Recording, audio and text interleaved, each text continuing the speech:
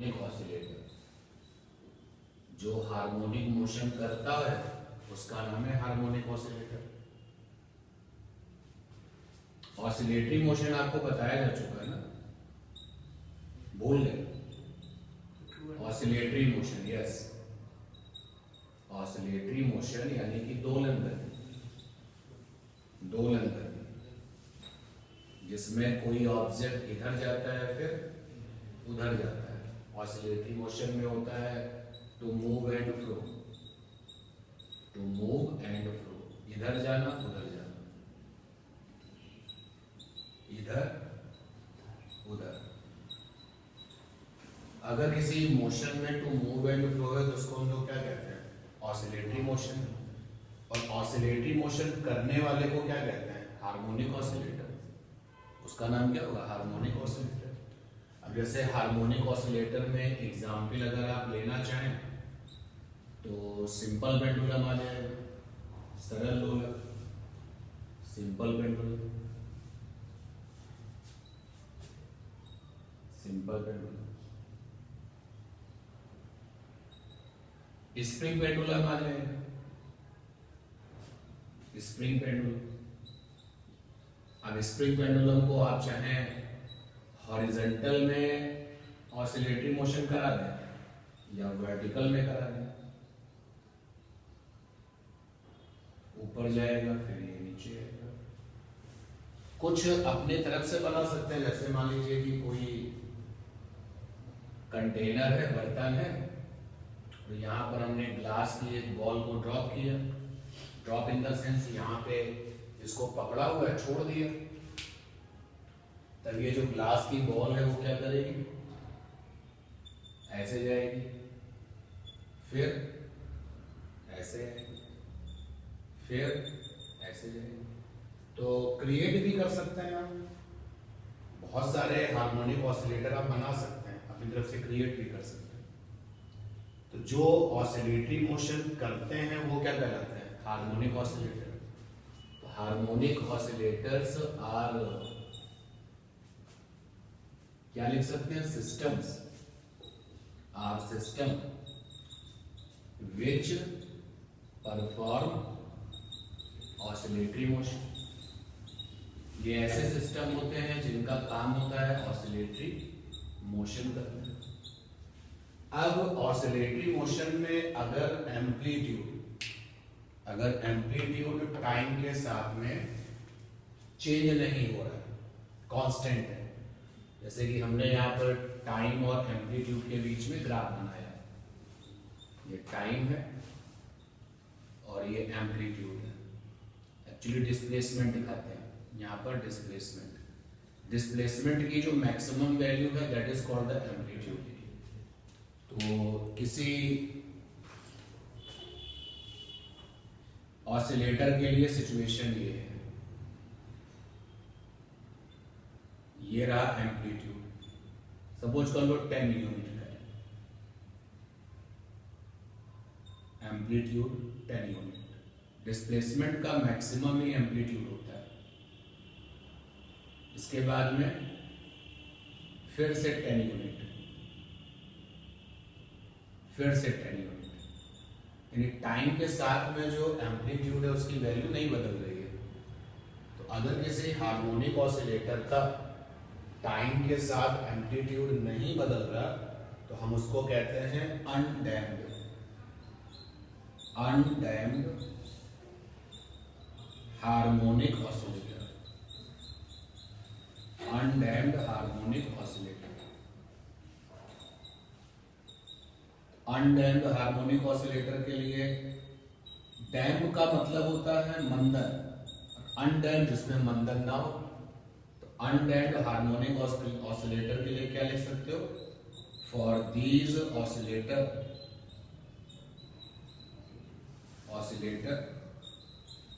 Value of amplitude,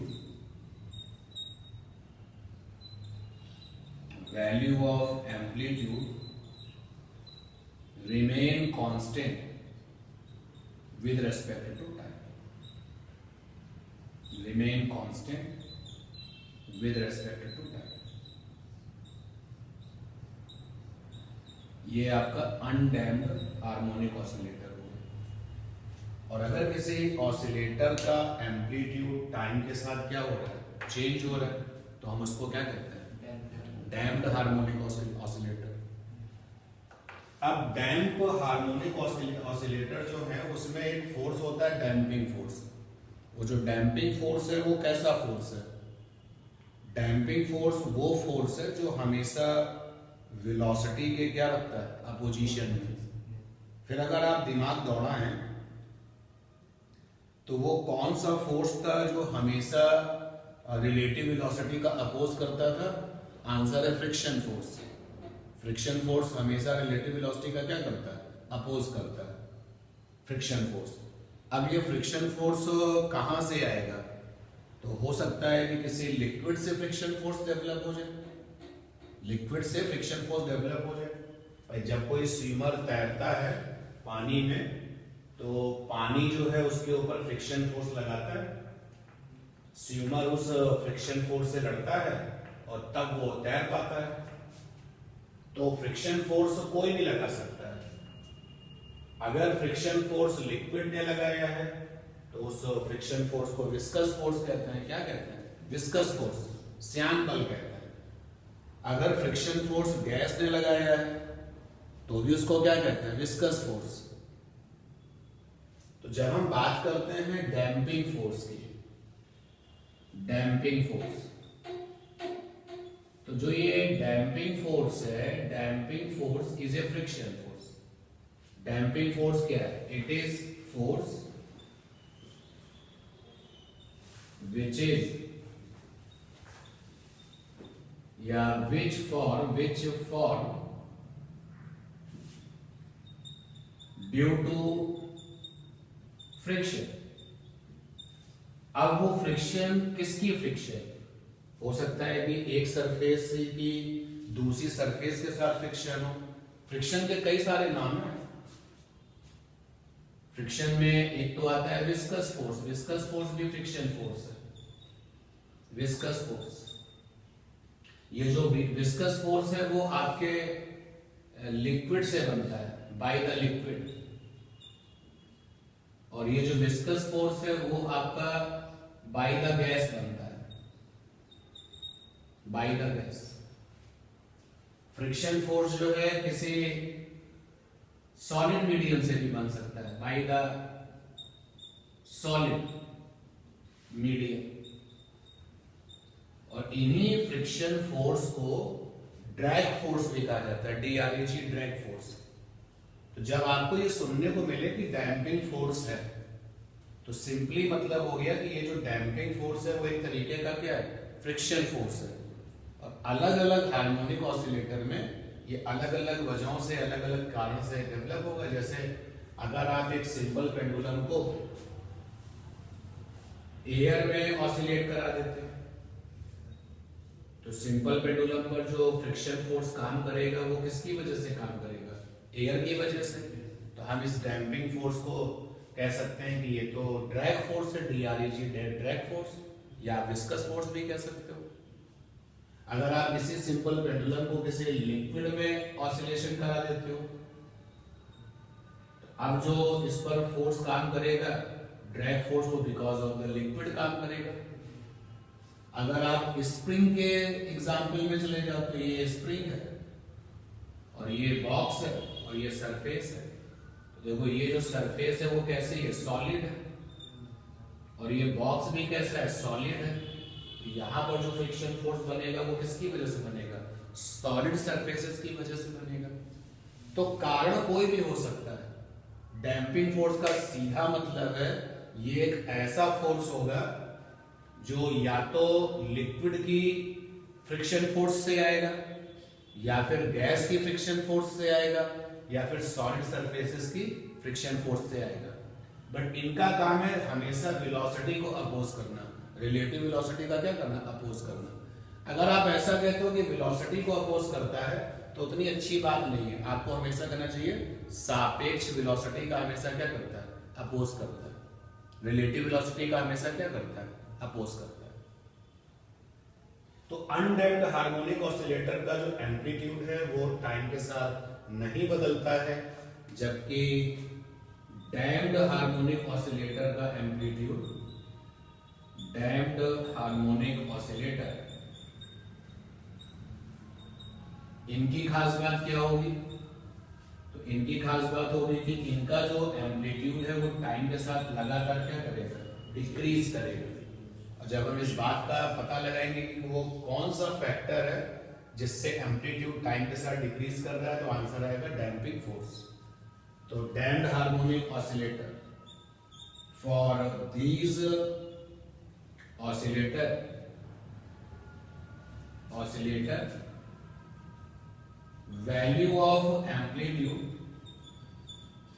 value of amplitude decreases with time। 101% यहां से आपको न्यूमेरिकल जरूर मिलेगा एम्पलीट्यूड निकालने वाला। अगर हम यहां पर ग्राफ बनाए एम्पलीट्यूड और टाइम के लिए, ये डिस्प्लेसमेंट है और ये टाइम है, तो अगर डैम्पिंग होती है तो सिचुएशन कैसी होती है? ऑसिलेटर ने ऑसिलेशन किया, सिचुएशन ये थी, उसके बाद सिचुएशन ये थी, उसके बाद सिचुएशन ये थी, उसके बाद सिचुएशन ये थी। आप देखिए लगातार जो एम्पलीट्यूड है वो टाइम के साथ क्या होता जा रहा है? कम होता जा रहा है। लगातार जो एम्पलीट्यूड है वो टाइम के साथ डिक्रीज होता जा रहा है। और इसके पीछे जो रिस्पॉन्सिबल है वो कौन है? Damping force. Actually damping force के पीछे कौन है? डैम्पिंग फोर्स होता क्या है? एक प्रकार का क्या है? फ्रिक्शन फोर्स, जो कि लिक्विड से आ सकता है, जो कि सॉलिड से आ सकता है, जो कि गैस से आ सकता है, वो किसी से भी आ सकता है। तो बात करनी है जो डैम्प्ड हार्मोनिक ऑसिलेटर है, जैसे कि हम लोगों ने जो जनरल हार्मोनिक ऑसिलेटर लिए थे अनडैम्प्ड वाले, जिसमें हम लोग ये मानते थे कि एम्पलीट्यूड टाइम के साथ में चेंज नहीं होगा, तो उसकी हम लोगों ने डिफरेंशियल इक्वेशन देखी थी और उसका सॉल्यूशन भी निकाला था, फिर हमने उसका एनर्जी भी निकाला था। तो जो हमारे पास में डीएचओ है, डैम्प्ड हार्मोनिक ऑसिलेटर, इसकी डिफरेंशियल इक्वेशन क्या है? डीएचओ। तो सबसे पहले बात कर लेते हैं differential equation of DHO. Differential equation of DHO, अगर ये ऑब्जेक्टिव प्रॉब्लम बन रही है तो आपको केवल पता होना चाहिए कि डीएचओ की डिफरेंशियल इक्वेशन कैसे दिखती है। जैसे अगर हम आपसे पूछें कि क्वाड्रेटिक इक्वेशन कैसे दिखती है, तो आप बताओगे क्वाड्रेटिक इक्वेशन ऐसे दिखती है, ax square plus bx plus c is equal to 0, ऐसे दिखती है क्वाड्रेटिक इक्वेशन, ठीक है ना। ऐसे ही डिफरेंशियल इक्वेशन कैसे दिखती है? डिफरेंशियल इक्वेशन ऑफ डीएचओ ऐसे दिखती है, d2 अपॉन dt2, यहां पर displacement, plus ddt, sorry, plus constant और यहां पर ddt और यहां पर डिस्प्लेसमेंट, प्लस कांस्टेंट और यहां पर क्या?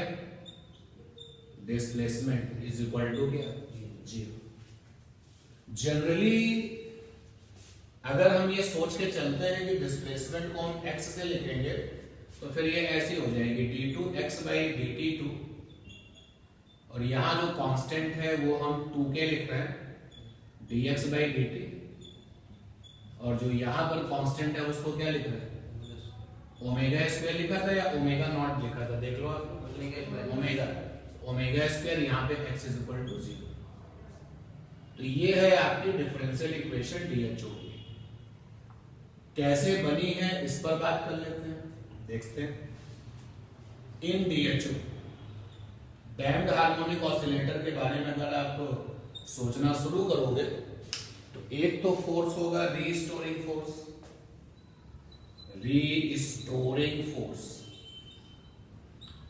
रीस्टोरिंग फोर्स को हिंदी में कहते हैं प्रत्यानयन बल। ये कैसा होता है? अगर हम इसको F से लिखें तो ये होता है माइनस का यहां पर कांस्टेंट,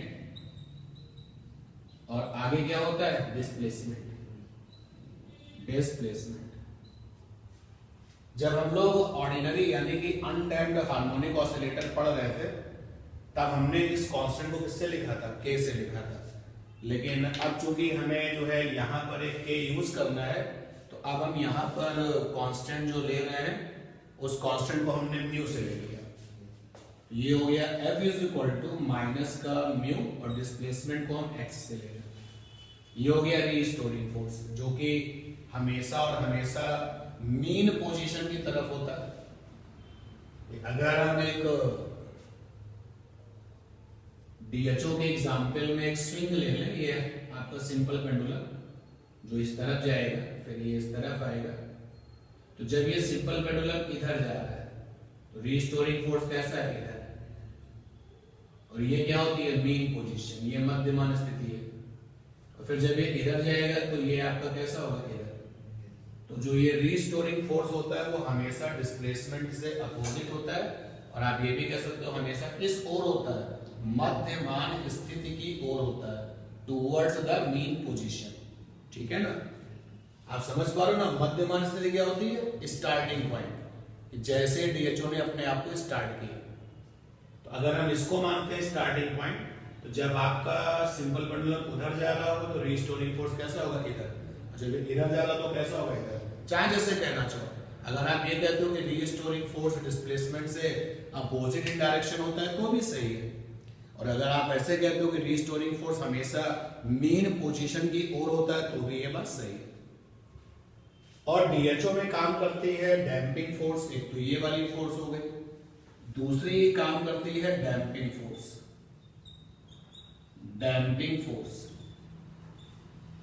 और जो ये डैम्पिंग फोर्स है इसको हमने F डैश से लिखा है, और ये प्रोपोर्शनल होती है वेलोसिटी। लेकिन अगर आप बहुत सही तरीके से बात करें तो आपको कहना चाहिए रिलेटिव वेलोसिटी।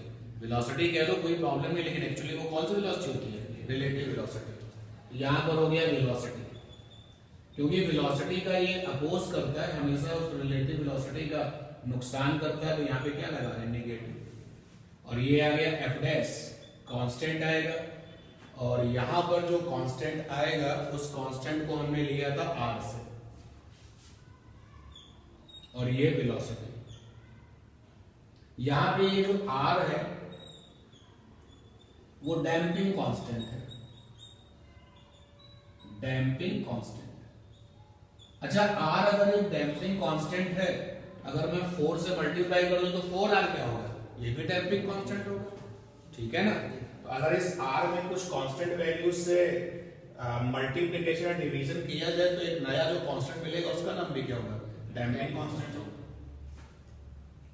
तो इस तरीके से हमारे डीएचओ पर ये दो फोर्सेस काम कर रहे हैं, एक का काम है वेलोसिटी को अपोज करना और एक का काम है डिस्प्लेसमेंट को अपोज करना। तो नेट फोर्स डीएचओ पर कितना काम कर रहा है वो निकाल लिया जाए। तो नेट फोर्स डीएचओ पे निकाला जाए कितना आ जाएगा, तो net force on DHO damped harmonic oscillator, हमने उसको F से लिख दिया, यहां पे NET नेट लिख दिया, ये आ जाएगा F प्लस का F डैश। जो नेट फोर्स है उसको अगर हम ऐसे लिखें मास इनटू एक्सेलरेशन, और F की वैल्यू है माइनस का म्यू एक्स, F डैश की वैल्यू है माइनस का RV। M क्योंकि हम लोग ये माइंड सेटअप कर चुके हैं कि हम डिस्प्लेसमेंट को किससे लिखेंगे, x से, तो एक्सेलरेशन को लिख सकते हो d2x/dt2, और ये आ जाएगा प्लस का म्यू एक्स प्लस का RV इज इक्वल टू क्या, 0। ठीक है, ये आ जाएगा m d2x/dt2 प्लस का म्यू एक्स r, और v को क्या लिख सकते हो, dx/dt, कैलकुलस वाले फॉर्म में, डिफरेंशियल वाले फॉर्म में। पूरी इक्वेशन को m से डिवाइड कर दो, तो d2x/dt2 प्लस का r/m dx/dt प्लस का म्यू/m x इज इक्वल टू क्या है 0। देखो इससे मैच होने लगा। अगर ये क्वेश्चन ऑब्जेक्टिव आ रहा है कि 4 ऑप्शंस दिए गए और आपसे पूछा जाए कि इनमें इन चारों ऑप्शन में से कौन सी इक्वेशन जो है डिफरेंशियल इक्वेशन डीएचओ की है, आपको तो सीधे रिजल्ट पता होना चाहिए, ठीक है। डिस्प्लेसमेंट x के टर्म्स में ऐसे, अब देखिए ये जो r है वो कांस्टेंट है, m भी क्या है कांस्टेंट है, r बाई m के कॉम्बिनेशन से जो कांस्टेंट मिलेगा उसको भी क्या नाम दे सकते हैं, डैम्पिंग कांस्टेंट कह सकते हैं। हमने इसको 2k से लिखा था, ये हो गया d2x बाई dt2 प्लस का 2k dx बाई dt, इसको हम लोगों ने ओमेगा स्क्वायर से लिखा था। हेडिंग कंप्लीट हो गई। जनरल वे में इसको ऐसे लिखते हैं x डबल डॉट, 2 बार डिफरेंशिएशन है तो डबल डॉट, और plus 2k x single dot और प्लस का omega square x is equal to 0। ये है आपके डीएचओ की डिफरेंशियल इक्वेशन। अगर डिस्प्लेसमेंट x है तो x में लिखी जाएगी, अदरवाइज जो भी डिस्प्लेसमेंट का नोटेशन है उसमें लिखी जाएगी। 2k जो है यहाँ पर r बाई m है, और कोई अगर 2k को डैम्पिंग कांस्टेंट कहता है तो आप परेशान मत होना, r आपका क्या है डैम्पिंग कांस्टेंट है, m से डिवाइड कर दिया, m भी तो कांस्टेंट है, तो डैम्पिंग कांस्टेंट एक नए कांस्टेंट डिवाइड करोगे तो क्या बनेगा डैम्पिंग कांस्टेंट। तो इससे रिलेटेड जो कांस्टेंट बनेंगे वो सब क्या कहलाएंगे डैम्पिंग कांस्टेंट्स। और ओमेगा स्क्वायर की वैल्यू कितनी है म्यू बाई m। तो हेडिंग कंप्लीट हो गई डिफरेंशियल इक्वेशन ऑफ डीएचओ, ठीक। फिर अब डिफरेंशियल इक्वेशन है तो इसको क्या किया जाए सॉल्व किया जाए। अब किसी भी डिफरेंशियल इक्वेशन को सॉल्व करने के बहुत सारे तरीके होते हैं, जैसे ऑक्सिलरी इक्वेशंस बना करके सॉल्व कर लेना, नंबर ऑफ वेज है। यहां पर जो है एक तरीका जो है यहां पर कि वो इस इक्वेशन का कुछ सॉल्यूशन मानेंगे, और फिर अगर मानेंगे तो उसके लिए उस इक्वेशंस को क्या कराएंगे होल्ड कराएंगे, और सब चीजें अगर फेवरेबल होंगी तो सॉल्यूशन है। जैसे कि कोई इक्वेशन लिखी जाए और आप ये कहते हो कि इस इक्वेशन का सॉल्यूशन 5 है, तो 5 को उस इक्वेशन को क्या करना चाहिए सेटिस्फाइड करना चाहिए। तो इसी अप्रोच के साथ चलेंगे। तो सॉल्यूशन देखते हैं हम इसका।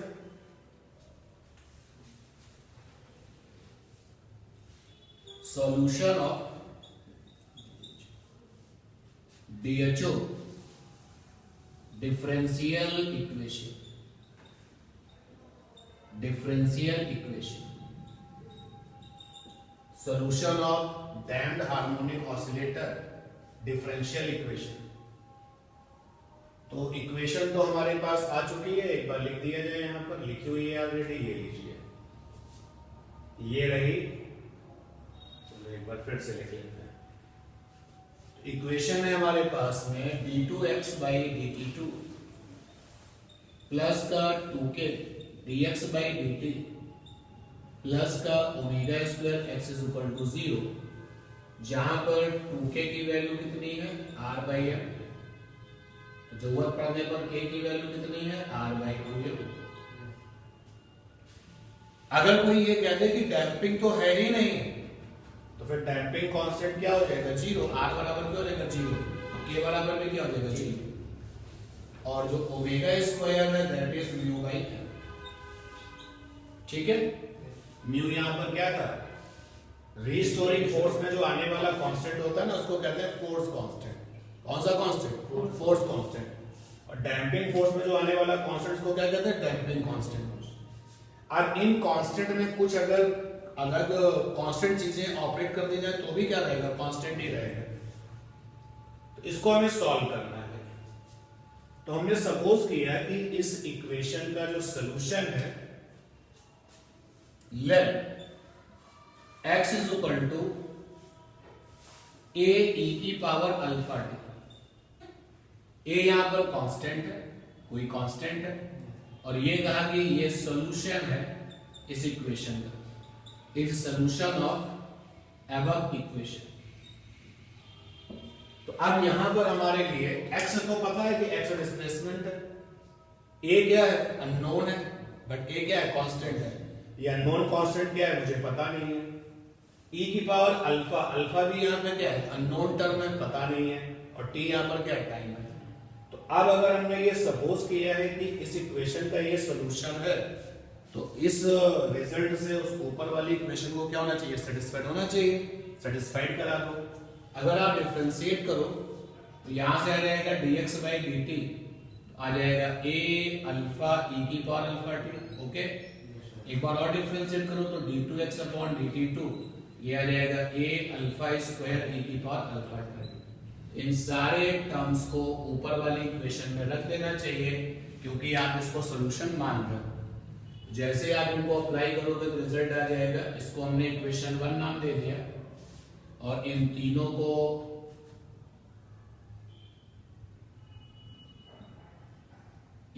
को इक्वेशन 2 नाम दे दिया। Using equation 2 in equation first क्या मिलेगा, ये आ जाएगा a अल्फा स्क्वायर e की power alpha t plus 2k a alpha e की power alpha t plus omega square x a e की power alpha t is equal to क्या 0। ठीक है, अब यहां से a e की पावर अल्फा t तो कॉमन हो रहा है, ये आ जाएगा कितना alpha square plus 2k alpha omega square is equal to क्या 0। ठीक है, अब देखो ये जो टर्म है आपका ये वाला, ये क्या है x, और ये तो 0 हो नहीं सकता ना, क्योंकि ये 0 अगर हो जाएगा तो फिर आपकी जो सोच थी x बराबर दिस, अगर आप x को 0 ले लोगे तो a की पावर अल्फा t क्या हो जाएगा 0, सॉल्यूशन ही खत्म हो जाएगा। तो ये वाला टर्म तो 0 हो नहीं सकता, यानी कि ये वाला टर्म क्या है 0 है। समझ पा रहे ना बातें? हम चाहें तो इस टर्म को 0 में डिवाइड कर दे तो खत्म कर देंगे। वैसे मतलब एक सिचुएशन है कि आप इसको क्यों नहीं 0 में डिवाइड कर रहे हो, इसी को क्यों कर रहे हो, तो उसको बता रहा हूं मैं कि क्योंकि a e की पावर अल्फा t तो 0 हो नहीं सकता, क्योंकि आपने a e की पावर अल्फा t को क्या माना सॉल्यूशन, और आप किसी भी इक्वेशन का सॉल्यूशन 0 लेके चलेंगे तो इसका मतलब आगे बढ़ ही नहीं पाएंगे। कुछ लेकर के चलिए, पॉसिबिलिटीज अगर बतानी, ये तो 0 हो नहीं सकता। इसलिए जब इसको हम 0 में डिवाइड कर देंगे तो बन जाएगा alpha square plus 2k alpha plus का omega square is equal to क्या 0, और यहां से अल्फा निकल आएगा, क्वाड्रेटिक इक्वेशन अल्फा निकल आएगा। देखो भाई कितना मिलेगा, तो जो क्वाड्रेटिक इक्वेशन होती है ax square plus bx plus c is equal to 0, तो अगर हम उसको माइंड में रखें तो क्वाड्रेटिक इक्वेशन होती है क्या ax square plus bx plus c is equal to 0। तो x बराबर होता है तो यहाँ पर अल्फा बराबर होगा माइनस का b कितना है यहाँ पे 2k plus minus b square कितना है 2k होल स्क्वायर 4a कितना है 1, इक्वेशन यहाँ पे x में नहीं है अल्फा में, c कितना है ओमेगा स्क्वायर अपॉन में क्या 2। यहां से आप अल्फा निकालोगे तो आएगा माइनस का 2k प्लस माइनस ये 4 बाहर आ जाएगा तो 2 बन जाएगा k स्क्वायर माइनस का ओमेगा स्क्वायर अपॉन में 2। तो अल्फा की वैल्यू आ जाएगी माइनस का k plus minus under root k square minus omega square. Alpha की दो वैल्यूज निकाला है, अल्फा की दो वैल्यूज निकाला है। तो अल्फा की एक वैल्यू है जिसको हमने अल्फा 1 कह दिया, माइनस के प्लस के स्क्वायर माइनस का ओमेगा स्क्वायर, और अल्फा की दूसरी वैल्यू है माइनस का के minus k square minus omega square. जब हमने ये सपोज किया था कि x बराबर a e की पावर अल्फा t है सॉल्यूशन, तो हमें ये नहीं पता था कि अल्फा की दो वैल्यू है, तो हम तो केवल अल्फा के रिस्पेक्ट में a को क्या लिया था कांस्टेंट की सॉल्यूशन है a कांस्टेंट e की पावर अल्फा t, लेकिन अल्फा की कैसी वैल्यू दो। अब हम सॉल्यूशन को कैसे लिख सकते हैं x बराबर इसलिए x बराबर a e की पावर अल्फा 1t और प्लस b e की पावर अल्फा 2t। फिर से पूरी बात को समझो। जब हम ये एज्यूम कर रहे थे कि इस इक्वेशन का सॉल्यूशन ये क्या लिख रहे थे, x बराबर कांस्टेंट e की पावर अल्फा t। अब यहाँ पे अल्फा की दो वैल्यू आई ना, तो अल्फा 1 के लिए हमने कांस्टेंट a ले लिया और अल्फा 2 के लिए क्या ले लिया, कांस्टेंट b ले लिया। तो अब पूरा सॉल्यूशन जो है x का जो बनेगा वो क्या बन जाएगा, अल्फा 1 के लिए प्लस अल्फा 2 के लिए। अब यहाँ पर a फिर से अननोन कांस्टेंट है, पता नहीं है, b भी क्या है, अननोन कांस्टेंट है, पता नहीं है, बट अल्फा 1 और अल्फा 2 हमें पता चल चुके हैं। ठीक है ये बात। इसी को जो ये रिजल्ट आया है इसको हम अपने डीएचओ का जनरल सॉल्यूशन कहते हैं। अल्फा 1 और अल्फा 2 की वैल्यू पुट अप करते हैं तो क्या मिलेगा, x बराबर a e की पावर अल्फा 1 है माइनस का k plus k square omega square,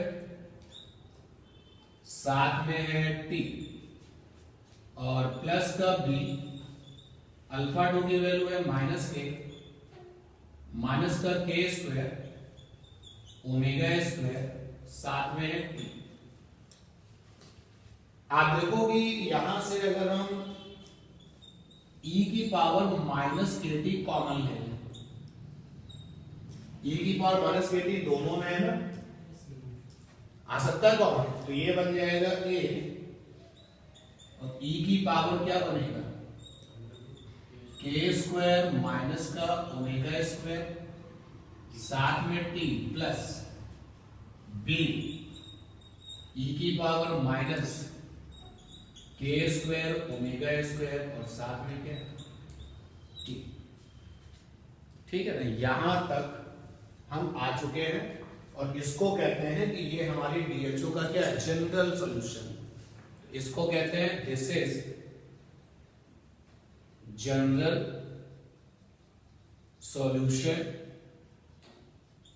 of DHO equation. वाई भी से जनरल, साधारण क्यों कहा जा रहा है, क्योंकि हमने यहां पर अभी a जो कांस्टेंट है उसको निकालने के लिए कोई एफर्ट्स नहीं किया है, जो कांस्टेंट b है उसको निकालने के लिए भी कोई एफर्ट्स अभी नहीं किया है। एक ऑर्डिनरी सोच के साथ ये सॉल्यूशन आ चुका है। ठीक, अब इस रिजल्ट पर, जो रिजल्ट आया है उस पर जरा ट्राई करते हैं कुछ केसेस, हटा रहे हैं इसको। तो पहला केस हमने ट्राई किया कि अगर डैंपिंग हो ही ना, अगर डैंपिंग ना हो, case number 1, case number 1, if no damping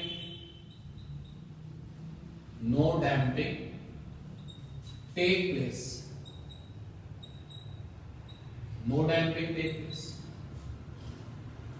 तो डैम्पिंग फोर्स क्या है, डैम्पिंग फोर्स का F is equal to F dash लिखा था और आपने डैम्पिंग फोर्स में जो कांस्टेंट लिया था R लिया था, आप लिखा था माइनस का R लिया।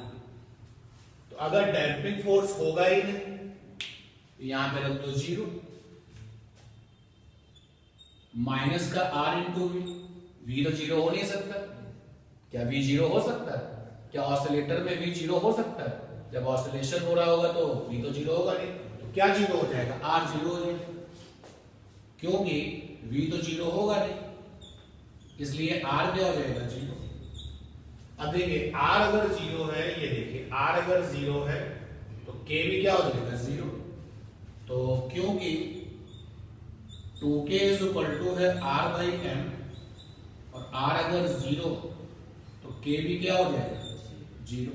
तो जो लाइन आपने लिखी हुई है कि अगर डैम्पिंग ना हो, उसका क्या मतलब है, उसका मतलब ये रहा, यानी कि हमें अपने सॉल्यूशन में क्या दिख रहा है, K दिख रहा है, तो K 0 हो जाएगा। जैसे ही आप K को रखोगे 0, ये तो 1 हो जाएगा,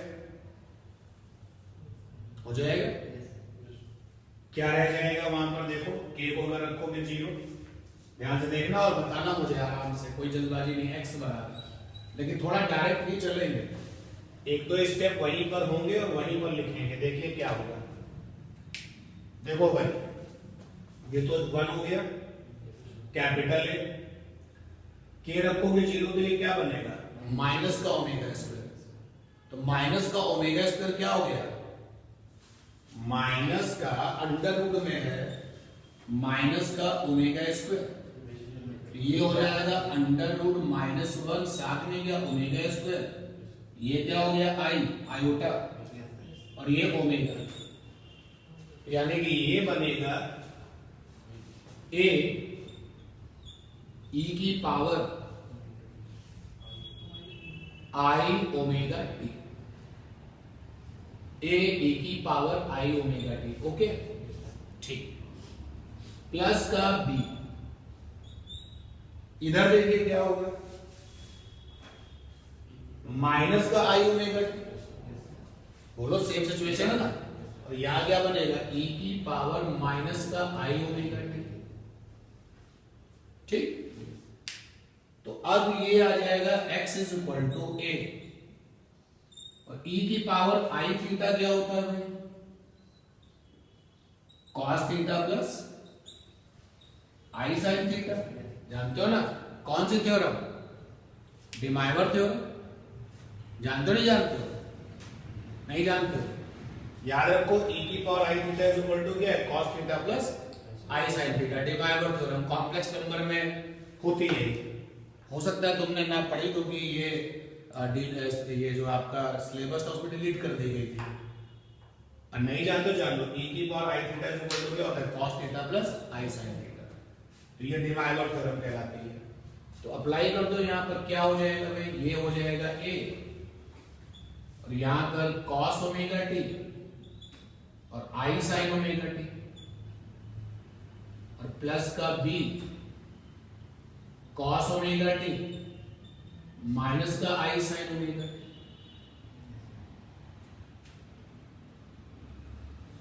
e की power minus i theta is equal to होता है cos theta minus i sine theta. ठीक है ना, तो ये आ जाएगा x इज इक्वल टू, ये आ जाएगा a plus b cos omega t, और आ जाएगा आपका a plus b cos omega t, और आ जाएगा a आई माइनस का b i sine omega t. कोई परेशानी, देख लो मैंने कुछ कॉमन लिया, a cos ओमेगा टी और b cos omega T, cos omega T बाहर, a प्लस b आ गया, a I sine omega T minus का b i sine omega T, मैंने ये काम कर लिया। ठीक है, ये बात पक्का। अच्छा, अब आप लोगों को ये पता है नहीं पता है, तो आपको पता होना चाहिए कि अगर कोई टर्म इस तरीके से लिखा हो, जैसे अगर हम एक टर्म लिखते हैं छोटा a cos थीटा और छोटा b sin थीटा, हम चाहते हैं कि यहां पर केवल एक ही ट्रिग्नोमेट्रिकल टर्म है, तो हम इसको कैसे लिख सकते हैं, कुछ कांस्टेंट साइन समथिंग थीटा।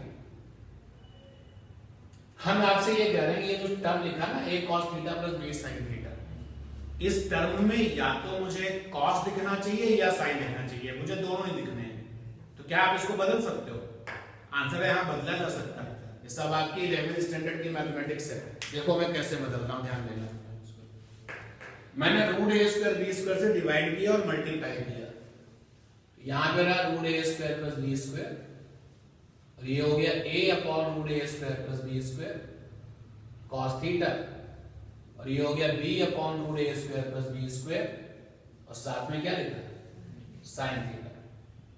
ठीक, अगर हम ये सोचें, मानते हैं let a upon root a square plus b square, हमने कहा ये किसके बराबर है, तो हमने कहा लेट अस कंसीडर, मान लिया ये बराबर है किसके, तो हमने कहा ये sin अल्फा के बराबर है, किसके बराबर है, sin अल्फा, या आपने लिखा कि ये sin बीटा के बराबर है। जैसे तुमने ये माना कि ये sin बीटा के बराबर है, तो देखो ट्रायंगल बना लो, ये बेटा बीटा है, ये हो जाएगा आपका a, और ये कितना हो जाएगा root a square b square, ये कितना आ जाएगा b आ जाएगा, तो cos बीटा कितना आ जाएगा, cos बीटा हो जाएगा b अपॉन अंडर रूट ए स्क्वायर प्लस बी स्क्वायर, तो ऑटोमेटिकली ये किसके बराबर हो गया, कॉस बीटा। तो देखो बात समझ पा रहे हो ना, ये सारी मैथमेटिकल चीजें हैं जो कि ऑर्डिनरी मैथमेटिक्स है। इसकी जगह पे मैंने लिखा साइन थीटा और यहां पर आ गया कॉस थीटा, प्लस इसकी जगह पे क्या आ गया कॉस बीटा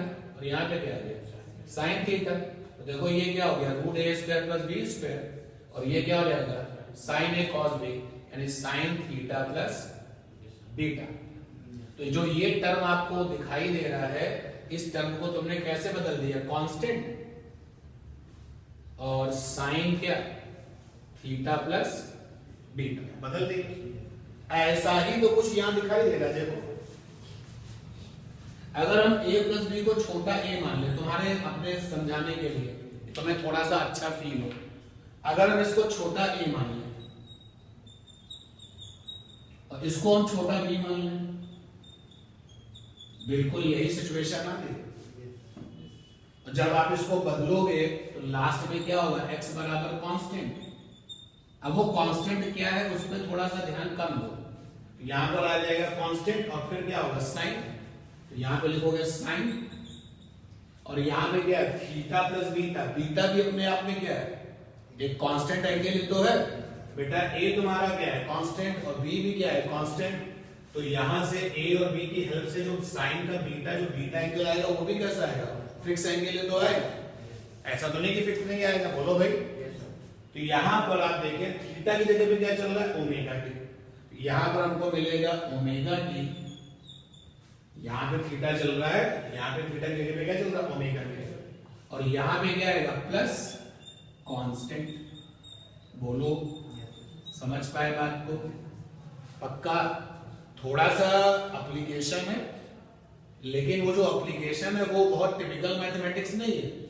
तो जब ये वाला लुक आया, जब ये वाला लुक आया तो एक्सपर्ट्स को ये वाला लुक ऐसा दिखता है कि वो चाहे तो इस रिजल्ट को जो राइट हैंड साइड है उसको ऐसा बदल सकता है, x बराबर कांस्टेंट और फिर साइन और साथ में ओमेगा टी प्लस में क्या कांस्टेंट। और देखो इस तरीके का डिस्प्लेसमेंट कहां मिलता था, सिंपल हार्मोनिक मोशन में। सिंपल हार्मोनिक मोशन का डिस्प्लेसमेंट कैसा आया था, x बराबर a sign omega T plus का फाई, ऐसे तो आया।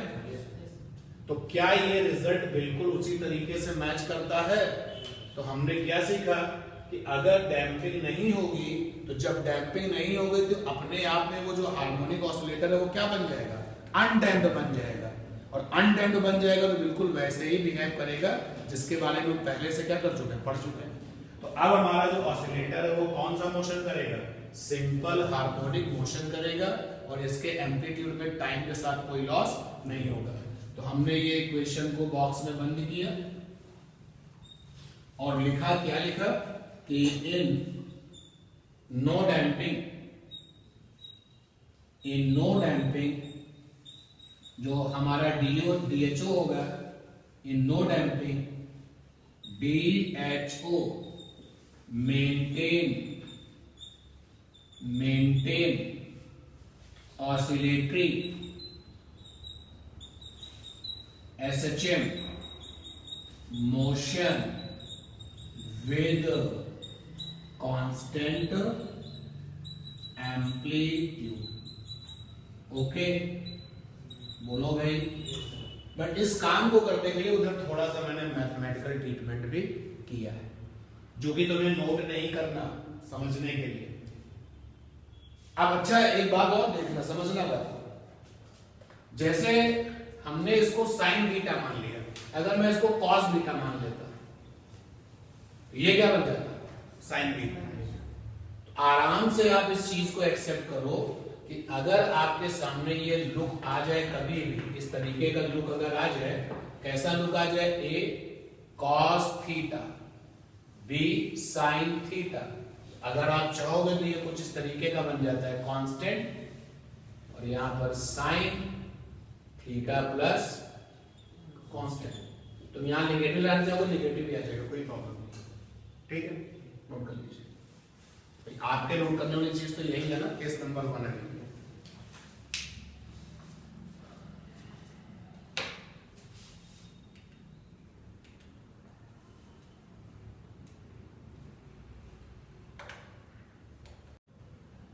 केस नंबर सेकंड पे चलते हैं। If k greater than omega. अब k ग्रेटर देन ओमेगा तो फिर इसका मतलब ये भी दोगे ना k स्क्वायर ग्रेटर देन क्या ओमेगा स्क्वायर। मतलब क्या है, डैम्पिंग बहुत ज्यादा है। देखो यहां पर k square greater than omega square, ये सारी चीजें लिखी गई हैं जो हम लोगों ने यहाँ पे कॉन्स्टेंट्स वगैरह लिए थे। तो k स्क्वायर की वैल्यू क्या हो जाएगी, are square by 4m square, ठीक है। ओमेगा स्क्वायर की वैल्यू क्या है, म्यू बाई एम, यानी r square greater than 4m mu, यही तो है। आर डैम्पिंग कांस्टेंट है, यानी आर बड़ा है तो डैम्पिंग क्या है, ज्यादा है। जब इस सिचुएशन को आप लेके चलोगे तो देखते हैं क्या होता है। अच्छा, आगे हम मूव करें और उसके पहले आपको ये बता दें, अगर ग्राफ इस तरीके का हो, इस ग्राफ को बोलते हैं एक्सपोनेंशियली डिक्रीज करना। ये कैसा ग्राफ है, एक्सपोनेंशियली डिक्रीज, ठीक है। और अगर ग्राफ इस तरीके का हो लाइक दिस तो बोलते हैं एक्सपोनेंशियली इंक्रीज करना, एक्सपोनेंशियली इंक्रीज करना, एक्सपोनेंशियली इंक्रीज। अच्छा, जब एक्सपोनेंशियली इंक्रीज होता है तो e पर प्लस पावर होती है, जब एक्सपोनेंशियली डिक्रीज होता है तो e पर माइनस पावर होती है। तो k बड़ा है, यहां से आ जाएगा x is equal to e की पावर माइनस kt। अब देखो यार, ये फिक्स वैल्यू कुछ है, k square greater than omega square, तो ये कोई पॉजिटिव वैल्यू आएगी ना। यहां पर क्या लिखा है, a e की पॉजिटिव वैल्यू, e के ऊपर पॉजिटिव वैल्यू, पॉजिटिव वैल्यू,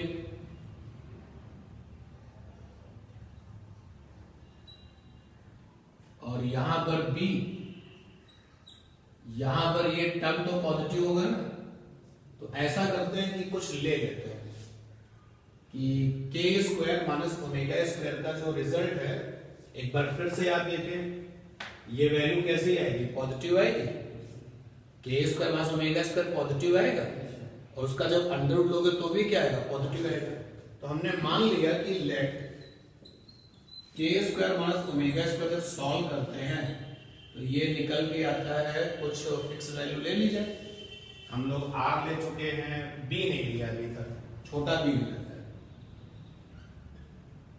ये चलो l ले लेते हैं, छोटा है, ठीक है। इसको अंडर रूट को पूरा मिला करके, clear.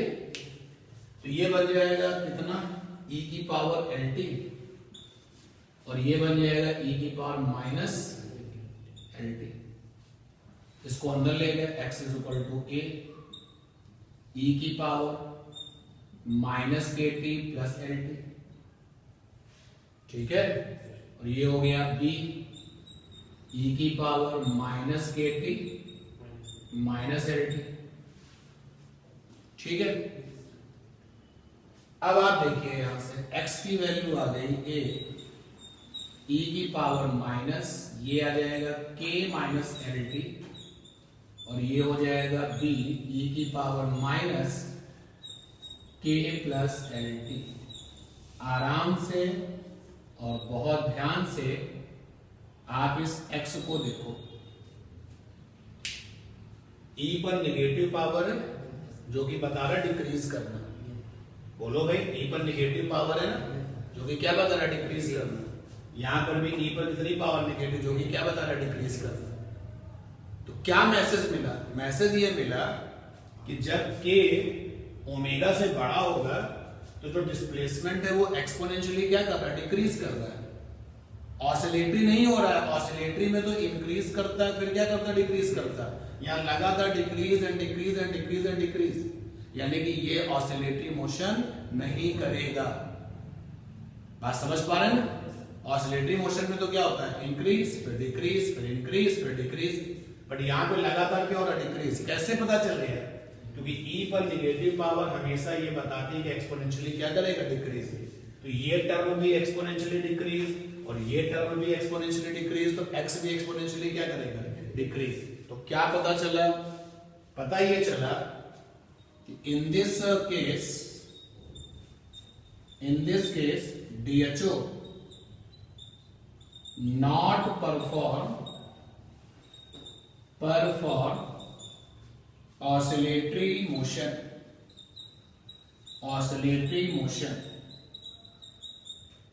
Displacement of DHO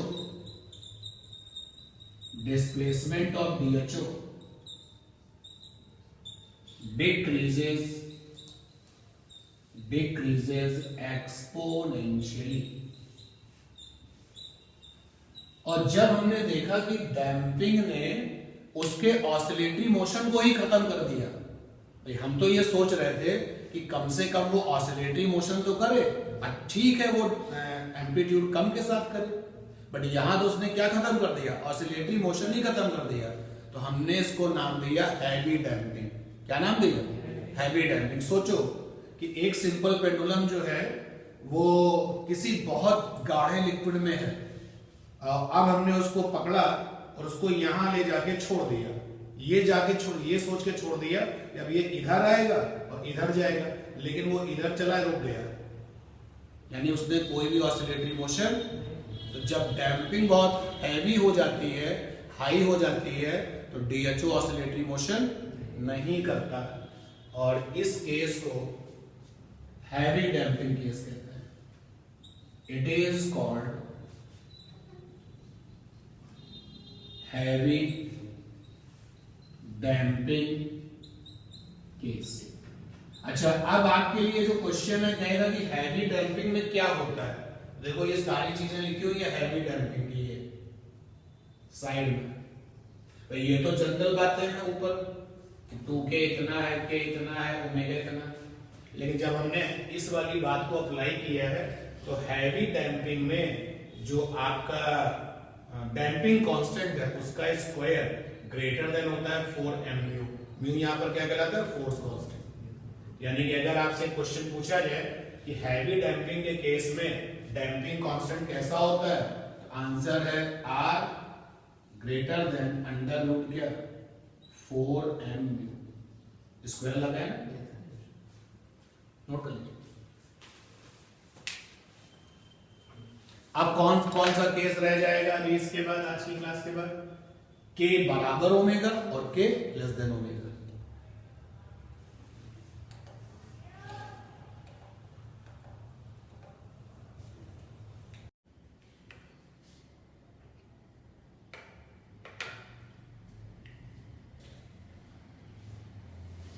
DHO की जो डिफरेंशियल इक्वेशन थी उसको सॉल्व कर रहे थे।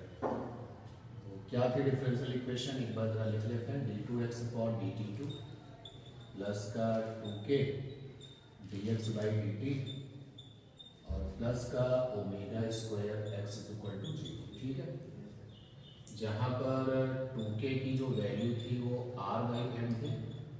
r यहाँ पर डैम्पिंग कांस्टेंट है, डैम्पिंग कांस्टेंट, और m मास है हार्मोनिक ऑसिलेटर का, और ओमेगा स्क्वायर की वैल्यू थी म्यू बाई एम।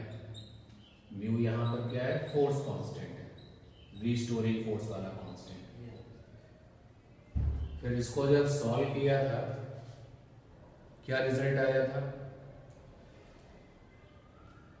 इसको जब सॉल्व किया था तो रिजल्ट आया था x is equal to e की पावर माइनस का kt कैपिटल A e की power k square omega square साथ में t प्लस b e की power minus k square omega square साथ में t। चेक करो, यही था रिजल्ट, यही था ना। फिर हम लोगों ने इसको डिस्कस किया था केस नंबर फर्स्ट, जब k is equal to 0। k is equal to 0 का मतलब हो गया r इज इक्वल टू 0, और r इज इक्वल टू 0 का मतलब हो गया जो डैम्पिंग फोर्स है वो 0 है। कौन है?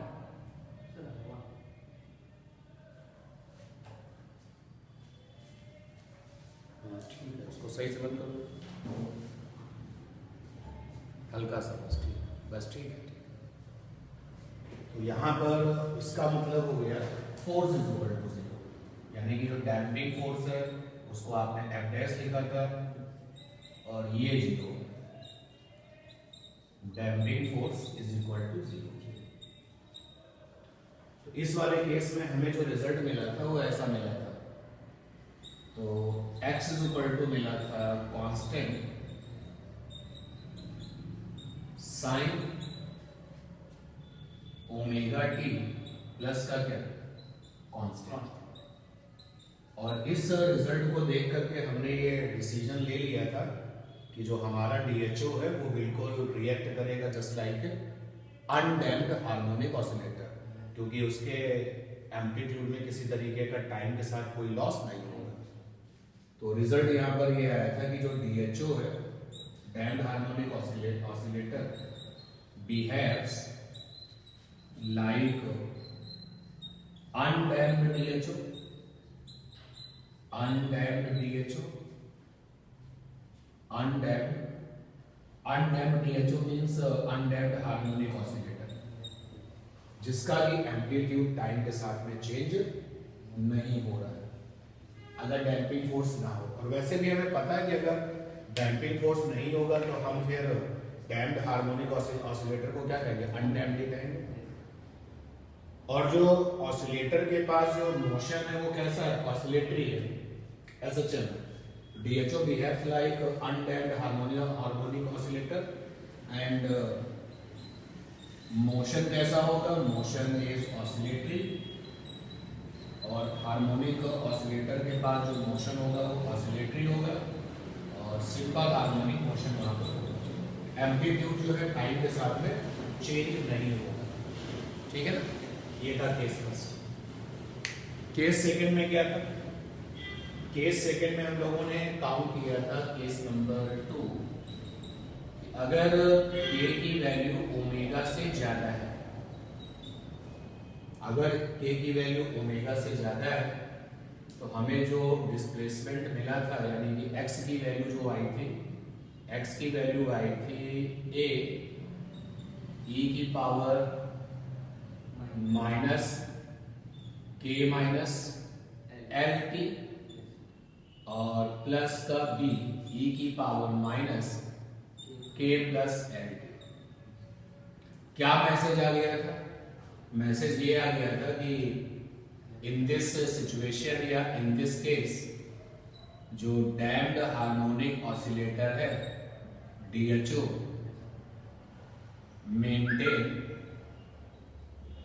Maintain no oscillatory motion, oscillatory motion, DHO का मोशन ऑसिलेटरी नहीं होगा, और उसका जो डिस्प्लेसमेंट है वो एक्सपोनेंशियली क्या करेगा? डिक्रीज करेगा। तो no oscillatory motion and displacement decreases exponentially, और जो डिस्प्लेसमेंट है वो टाइम के साथ में क्या होगा? एक्सपोनेंशियली डिक्रीज करेगा। इतना काम किया था, ठीक है ना? चलते हैं नेक्स्ट केस पर। इन दो केस के बाद में जो नेक्स्ट केस है,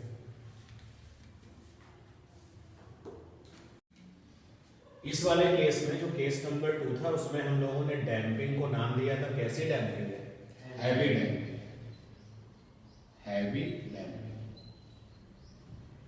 हैवी डैम्पिंग का केस है।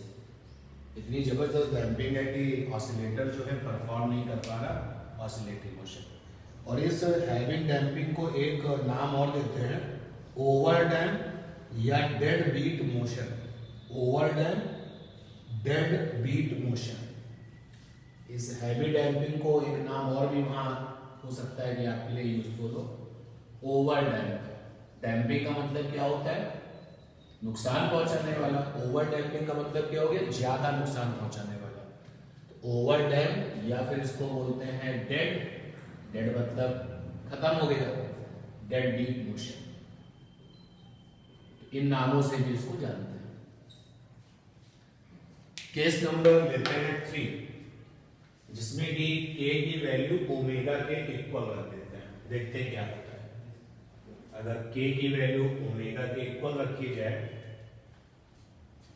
k is equal to omega. Case number 3, if k is equal to omega, then तो वो जो डिस्प्लेसमेंट वाली इक्वेशन है, क्या देखो इसको कोई इक्वेशन नंबर दिया था आपने? नहीं, कोई बात नहीं। देन v है, तो हमारे पास में x यानी डिस्प्लेसमेंट था, e की पावर माइनस का kt कैपिटल A, और ये हो जाएगा अंडर रूट के स्क्वायर माइनस का ओमेगा स्क्वायर साथ में t, और ये आ जाएगा b e की पावर माइनस का k स्क्वायर ओमेगा स्क्वायर साथ में t। जैसे ही आप यहाँ पर k is equal to omega put up करोगे तो ये तो टर्म क्या हो जाएगा? 0।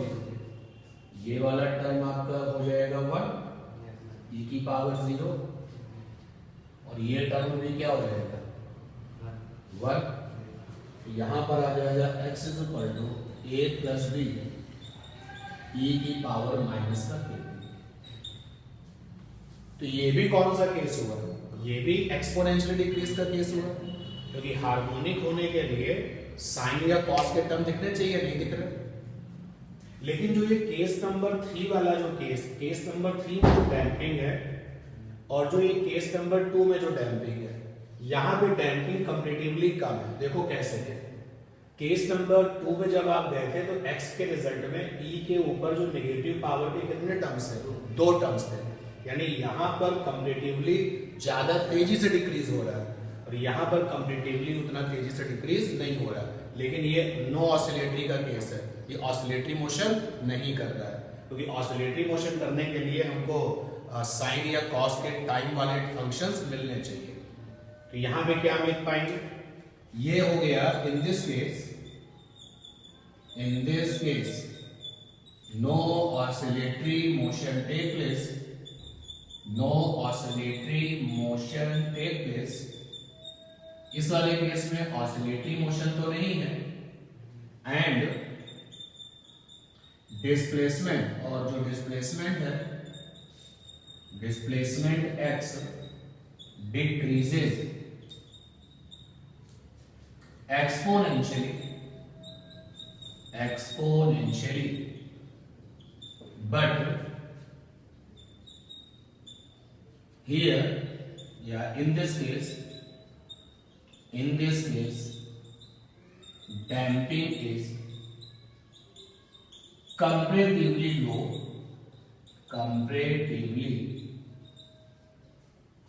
low as compared to k greater than omega। इस वाले केस में जो डैम्पिंग थी वो बहुत तेजी से वर्क कर रही थी। यहां पर जो है डैम्पिंग काम कर रही है, लेकिन कंपैरेटिवली कैसे लो है, और इसको कहा जाता है, it is called critical damping. यानी कि इस केस नंबर 2 का नाम क्या था? Heavy damping. और यहां पर जो है डैम्पिंग तो है, लेकिन हैवी डैम्पिंग के कंपेयर में कैसा है? कम है। और ये है आपका critical damping, it is called critical damping.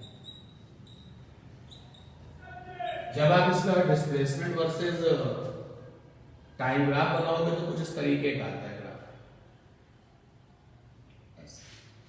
ठीक है, नोट करिए केस नंबर 3।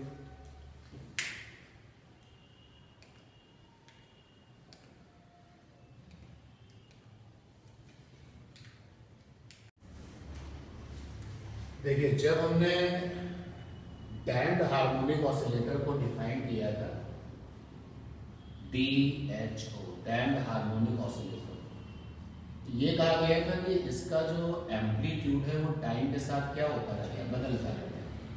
हम लोगों ने डिस्प्लेसमेंट को एक्स से लिखा हुआ है, तो DHO का जो एम्पलीट्यूड है वो टाइम के साथ बदलेगा, ये बताया गया था। टाइम के साथ में एम्पलीट्यूड लगातार कम होता जाएगा, ये है DHO, ठीक है। फिर हमें इसकी डिफरेंशियल इक्वेशन मिली, और डिफरेंशियल इक्वेशन को जब हमने सॉल्व किया तो हमें जनरल सॉल्यूशन मिल गया।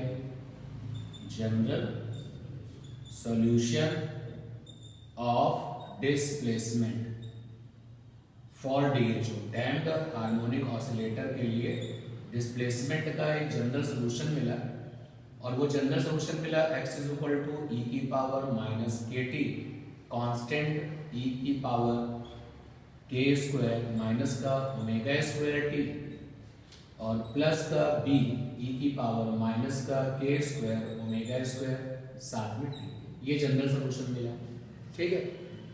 फिर जब हमने इसमें पहला वाला केस अप्लाई किया, केस फर्स्ट, कि if k is equal to 0, k is equal to 0 का मतलब हो गया r is equal to 0, r is equal to 0 का मतलब हो गया कि जो डैम्पिंग है, डैम्पिंग फोर्स वो 0। अरे जब डैम्पिंग होगा ही नहीं तो क्या हम अपने हार्मोनिक ऑसिलेटर को डैम्पिंग हार्मोनिक ऑसिलेटर कहेंगे? नहीं कहेंगे ना। तो ये तो एक सिचुएशन ऐसी होगी जिसमें हमारा हार्मोनिक ऑसिलेटर डैम्पिंग रह नहीं देगा। तो जब इस केस में हमने देखा तो हमने देखा कि जो x आता है वो कुछ इस तरीके का आता है, constant sign omega T plus constant, इस तरीके का आता है। और हमें मैसेज मिलता है कि हमारा जो ये हार्मोनिक ऑसिलेटर है, harmonic oscillator oscillatory motion maintain कर रहा है, ऑसिलेटरी मोशन मेंटेन कर रहा है, SHM है वो। और जो एम्पलीट्यूड है, amplitude not change with time. जब डैम्पिंग होगी नहीं तो फिर क्या एम्पलीट्यूड बदलेगा? नहीं बदलेगा ना। तो इस वाले केस में जब डैम्पिंग होगी नहीं, एम्पलीट्यूड तो टाइम के साथ बदलेगा ही। Amplitude not change with time, with time मतलब कि जो अपना DHO है, मतलब जो अपना DHO है, डैम्प्ड हार्मोनिक ऑसिलेटर, वो बदल चुका है या बन गया है। क्या बन गया है? Undamped DHO, undamped harmonic oscillator, ये बन चुका है, ठीक। फिर केस नंबर 2 पर हम गए। जब केस नंबर 2 पर गए तो हमने देखा कि अगर k ग्रेटर देन ओमेगा है, जिसको हम लोगों ने नाम क्या दिया था? Heavy damping. Heavy damping, heavy damping को हम लोग क्या कहते हैं? Over damping. आज अभी बताया आपको। ओवर डैम्पिंग को और क्या बोलते हैं? Dead beat motion. इस केस में क्या हुआ? इस केस में जो डिस्प्लेसमेंट आया वो इस तरीके का आया, e की पावर, डिस्प्लेसमेंट जो आया था वो आया था e की power minus k minus L T plus का b e की power minus k plus L T. और हमें पता चला कि यहाँ पर जो डिस्प्लेसमेंट है उसके बदलने का तरीका हार्मोनिक नहीं है। डिस्प्लेसमेंट एक्सपोनेंशियली क्या कर रहा है? डिक्रीज कर रहा है। जबकि हार्मोनिक ऑसिलेटर में जो डिस्प्लेसमेंट है वो टाइम के साथ क्या होता है? चेंज होता है। कभी इधर चेंज होता है, कभी उधर चेंज होता है। यहाँ पर ऐसा कुछ नहीं, टू मूव एंड फ्लो नहीं है। ऑसिलेटर ना इधर उधर वाला मोशन नहीं कर रहा है। तो ये वाला केस कैसा केस हो गया? अपना जो DHO है वो हार्मोनिक ऑसिलेटर नहीं रह गया। इसलिए हमने कहा कि अब यहाँ पर नो ऑसिलेशन है, नो ऑसिलेशन, नो ऑसिलेशन। आप देखो ना, इस डायग्राम को देखो, इस ग्राफ को देखो भाई। इस ग्राफ में क्या हो रहा है कि डिस्प्लेसमेंट लगातार कम हो रहा है, कम हो रहा है, कम हो रहा है, कम हो रहा है, खत्म हो जाएगा। जबकि ऑसिलेटर के केस में क्या होता है? पहले इधर, फिर उधर, फिर इधर, फिर उधर। क्या इस ग्राफ में इधर उधर वाली फीलिंग आ रही है? नहीं आ रही है। यानी कि ये जो आपका डैम्प्ड हार्मोनिक ऑसिलेटर है वो ऑसिलेटर जैसा काम नहीं कर रहा है। यहाँ पर लिखा अब नो ऑसिलेशन, और डिस्प्लेसमेंट जो है, डिस्प्लेसमेंट डिक्रीजेस एक्सपोनेंशियली, और जो डिस्प्लेसमेंट है वो टाइम के साथ कैसा हो रहा है, डिक्रीज कर रहा है। फिर हम केस नंबर 3 पर पहुंचे। केस नंबर 3 जो अभी डिस्कस किया, इफ के बराबर ओमेगा, इसको हमने नाम दिया, ये कैसा केस है, क्रिटिकल डैम्पिंग, क्रिटिकल डैम्पिंग। इस वाले केस में भी डिस्प्लेसमेंट कैसा है, डिस्प्लेसमेंट ऐसा है, e की पावर माइनस के टी। इस वाले केस में भी ये पता चल रहा है कि डिस्प्लेसमेंट जो है वो डिक्रीज करेगा। कैसे डिक्रीज करेगा, एक्सपोनेंशियली डिक्रीज करेगा। जब ग्राफ बनाते हैं कुछ इस तरीके का ग्राफ आता है। यानी केस नंबर 3 में भी ऑसिलेटर जो है ऑसिलेटर जैसा काम नहीं कर रहा, no oscillatory motion, no oscillatory motion. Case number 3 में ऑसिलेटर ऑसिलेटरी मोशन नहीं कर रहा। केस नंबर 2 में भी ऑसिलेटर ऑसिलेटरी मोशन नहीं कर रहा। यानी कि केस नंबर 2 में हमारा जो डीएचओ है वो क्या है, हार्मोनिक ऑसिलेटर नहीं है। ठीक है ना, वो एक सिंपल सिचुएशन है जिसका डिस्प्लेसमेंट टाइम के साथ चेंज हो रहा है, यानी डिक्रीज कर रहा है। और केस नंबर 3 में भी जो ऑसिलेटर है वो ऑसिलेटर नहीं है, क्योंकि इसका जो डिस्प्लेसमेंट टाइम के साथ क्या हो रहा है, चेंज हो रहा है। टू मूव एंड फ्लो वाली बात नहीं है, इधर उधर वाली बात नहीं है। तो केस नंबर 2 में वो ऑसिलेटर नहीं है, केस नंबर 3 में भी वो ऑसिलेटर नहीं है, केस नंबर 1 में वो ऑसिलेटर है, लेकिन कौन सा, अनडैम्प्ड है। कैसा है, अनडैम्प्ड। अभी तक यानी कि ऑसिलेटर डैम्प्ड वाला मिला ही नहीं भाई। इस वाले केस में क्या है, ऑसिलेटर ही नहीं है। और केस नंबर 2 में भी क्या है, वो ऑसिलेटर ही नहीं है, उसमें टू मूव एंड फ्लो वाली कंडीशन ही नहीं है। तो टू मूव एंड फ्लो वाली अगर कंडीशन नहीं होगी तो क्या हम उस मोशन को, उस गति को दोलन गति कहेंगे, नहीं कहेंगे। और जिसके पास में दोलन गति होती है वो ऑसिलेटर कहलाएंगे, जिसके पास में ऑसिलेटरी मोशन नहीं होगा, दोलन गति नहीं होगी, वो तो आपके ऑसिलेटर नहीं कहलाएंगे। और हमने क्या पढ़ना शुरू किया था, डैम्प्ड हार्मोनिक ऑसिलेटर। यानी कि केस नंबर 1 में हमने जो कुछ भी सीखा वो ऑसिलेटर तो है लेकिन डैम्प्ड नहीं है। केस नंबर 2 में ऑसिलेटर ही नहीं है, और केस नंबर 3 में भी वो ऑसिलेटर ही नहीं है। अब चलते हैं नेक्स्ट केस पर, जिसका नाम है केस नंबर 4। के बराबर ओमेगा भी हो गया, के ग्रेटर देन ओमेगा भी हो गया, के बराबर 0 भी हो गया।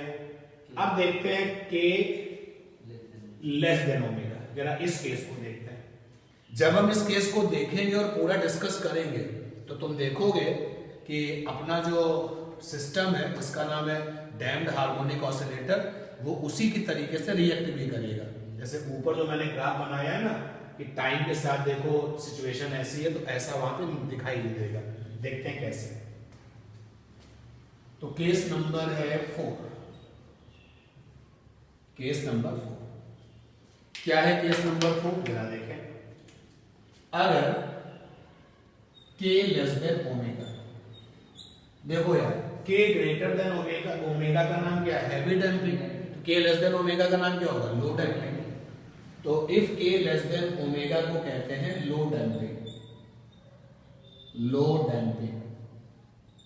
देन ध्यान देना, देन के बाद अब के आपका जो है कम है, ओमेगा क्या है, ज्यादा है। तो यहां से के स्क्वायर माइनस ओमेगा स्क्वायर कैसा होगा, विल बी नेगेटिव, है ना भाई। के लेस देन ओमेगा, तो के square less than omega square, तो के square minus omega square less than 0, यानी के स्क्वायर माइनस ओमेगा स्क्वायर कैसा होगा, नेगेटिव। क्योंकि जो लेस देन 0 होता है वो कैसा होता है, नेगेटिव। तो यहां पर के स्क्वायर माइनस ओमेगा स्क्वायर कैसा होगा, नेगेटिव होगा, होगा नेगेटिव। अब अगर हम ये माने कि के स्क्वायर माइनस का ओमेगा स्क्वायर, ऐसा हमने मान लिया कि भाई कुछ वैल्यू मिलेगी, नेगेटिव में मिलेगी। तो सपोज कर लिया के स्क्वायर माइनस ओमेगा स्क्वायर ये है, कोई भी वैल्यू ले लो, जो भी आप बताओ। अल्फा ले चुके हैं, बीटा बीटा ले लेते हैं, ठीक है ना। तो मान लिया ये बीटा है, बीटा ऐसा हमने मान लिया, ठीक। तो जैसे ये सिचुएशन ली तो देखो डिस्प्लेसमेंट x बराबर क्या होगा, e की पावर माइनस का kt, और यहां पर कैपिटल A, और ये आ जाएगा e की पावर, ये निगेटिव होगा भाई, ये नेगेटिव होगा। तो यहां पर आएगा, देखो लिखा हुआ है अंडर रूट के स्क्वायर माइनस ओमेगा स्क्वायर। इसकी जगह पे क्या लिख रहा हूं मैं, माइनस का बीटा। इसकी जगह पे क्या लिख सकता हूं, माइनस का 1 और साथ में बीटा, अंडर रूट में बीटा। तो ऐसा करेंगे, अगर हम इसको बीटा स्क्वायर मान लें तो बीटा रूट से छुट्टी मिल जाएगी हमें। तो यहाँ पे हो गया बीटा स्क्वायर, ये आ जाएगा आपका बीटा स्क्वायर, ये हो गया आयोटा और ये क्या हो गया बीटा। ठीक है, तो यहां पर आ जाएगा e की पावर आई बीटा टी और प्लस का b e की पावर माइनस का आई बीटा टी आएगा ये। ठीक है, क्लियरली बात देख सकते हो। केस नंबर 4 पे फोकस करो। ठीक है, के square minus omega square negative value होगी, तो मान लिया वो निगेटिव में बीटा स्क्वायर है। अंडर रूट से भी अपने आप को फ्री रखना था, इसलिए जो है उसको हमने अंडर रूट से हटाना चाहा। अब लगा दो डिमाइवर थ्योरम, तो ये आ जाएगा x is equal to e की power minus k t capital A, और ये हो गया कॉस बीटा टी प्लस आई साइन बीटा टी, और यहां पे plus capital B cos beta t minus का आई साइन बीटा टी। ठीक है, और इसको फर्दर सॉल्व कर क्या है, x is equal to e की पावर माइनस का के टी, और ये दोनों टर्म एक साथ ले लें कॉस वाले, ये आ जाएगा a cos beta t plus b cos beta t.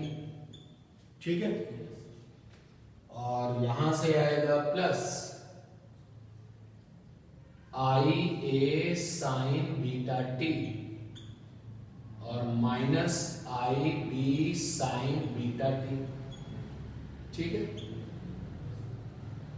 ये आ गया x is equal to e की पावर माइनस का k t a plus B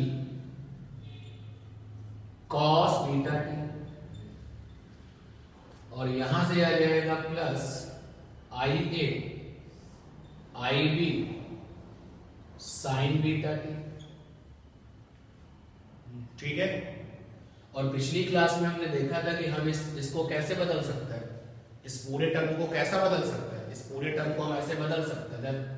मैंने आपको बताया था कि कभी अगर ऐसे लिखा जाए a cos थीटा और ये लिखा हो b sin थीटा, तो आप इसको लिख सकते हो constant sin theta plus constant, लिख सकते हो ना, अंदर वही चीज है, लेकिन फिर भी हम इसको आपको अलग अलग तरीके से बदला भी जा सकता है।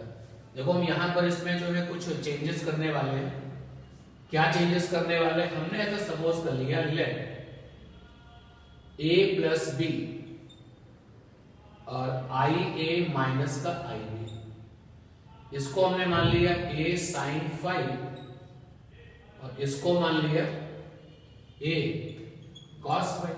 नया चैलेंज हमारे सामने है। अगर हमने a साइन फाइव और a कॉस फाइव मान लिया तो नए लोग यहाँ पे कौन आ गए, स्मॉल a नया है और फाइव भी क्या नया टर्म है। तो मुझे फ्यूचर में यानी कि आगे जाकर के मुझे इनकी वैल्यूज का क्या करना पड़ेगा, पता लगाना पड़ेगा। तो जब नंबर आएगा इसको पता लगाने का तो लगाएंगे।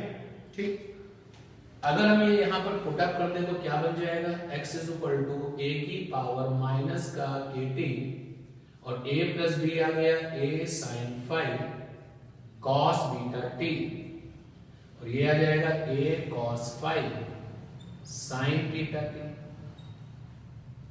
ये आ जाएगा x is equal to a common हो गया e की पावर माइनस के टी, अंदर क्या लिखा है, अंदर लिखा है sine a cos b plus cos a sine b, तो क्या बन जाएगा साइन a प्लस b। याद रखो अगर टर्म ऐसा है ना a cos theta plus b sin theta, इसको हमेशा बदला जा सकता है constant sin theta plus constant. वो बदलने के तरीके होते हैं, अलग अलग तरीके होते हैं। तो यहां तक हम पहुंच गए। जो लास्ट का रिजल्ट है वो हमें कुछ बता रहा है। क्या बता रहा है? आप पहले नोट करके यहां तक पहुंचो फिर बता रहे हैं। सर वहां आई भी तो कॉमन हो सकता है। आई अगर कॉमन लोगे तो है तो पूरा इसी में शामिल कर लोगे, क्या प्रॉब्लम है? अगर आई कॉमन करके लिखोगे तो भी क्या हो जाएगा? I A minus B is equal to क्या? A sine A cos phi.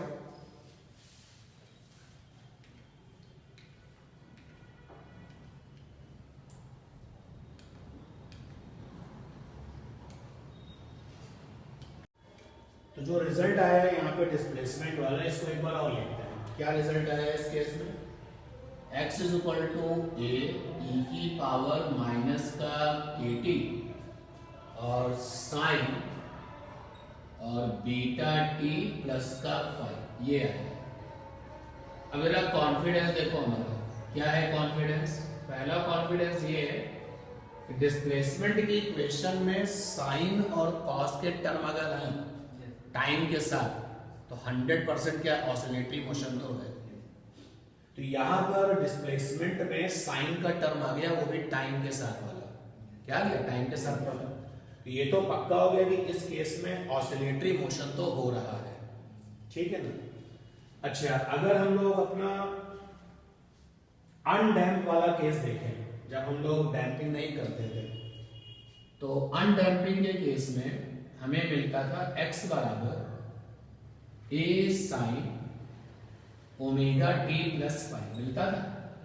ऐसे तो मिलता था जब अनडैम्पिंग थी।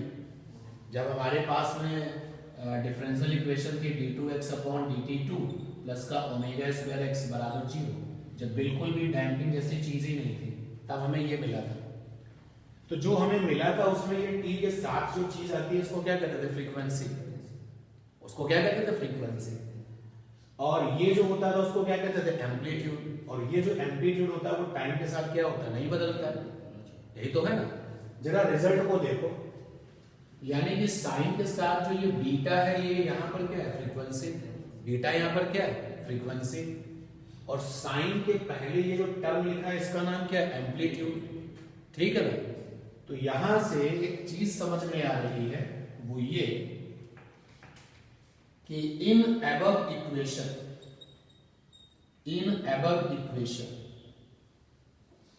जो टर्म है हमारा T E R N, term A E की पावर माइनस के टी, ये जो टर्म ए ई की पावर माइनस के टी है, इट इज एम्पलीट्यूड।